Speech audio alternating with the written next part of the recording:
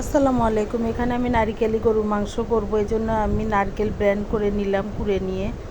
তারপরে আমি এখানে মাংস কেটে ধুয়ে ভালো করে পরিষ্কার করে নিয়েছি। এখানে পেঁয়াজ দিলাম 1 কাপ, হলুদ, লবণ, মরিচের গুঁড়া, আদা রসুন জিরা বাটা এবং সামান্য টক দই দিয়েছি। আর এই নারকেল বাটা দিচ্ছি আমি এখানে, সাদা এলাচ, কালো এলাচ, দারচিনি, তেজপাতা সব কিছুই আমি এখানে ভালো করে দিয়ে মেখে নিলাম।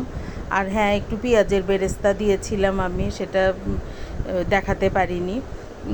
আর গোলমরিচ দিয়েছি এখানে আমি কয়েক টুকরো, দিয়ে এটা ভালো করে মেখে প্রেশার কুকারে কয়েকটা সিটি দিয়ে নিলাম। নেওয়ার পরে আমি একটি কড়াইয়ে পেঁয়াজ ভেজে ভালো করে এই মাংসগুলো কষাবো অনেকক্ষণ যাবত, তেল উঠে না আসা পর্যন্ত। আর আমি এটা কষানোর পরে ঝোলটা দিব আমি এই নারকেলের দুধ দিয়েই, আর কয়েক টুকরো কাঁচামরিচ দিব। দিয়ে আমি এটা ভালো করে কষিয়ে জাল কমে দিয়ে উপরে তেল উঠে আসলে তারপরে নামিয়ে ফেলবো। অনেক মজা ছিল এই নারকেলি গরুর মাংসটা। আপনারা একবার অবশ্যই ট্রাই করে দেখবেন। আসসালামু আলাইকুম।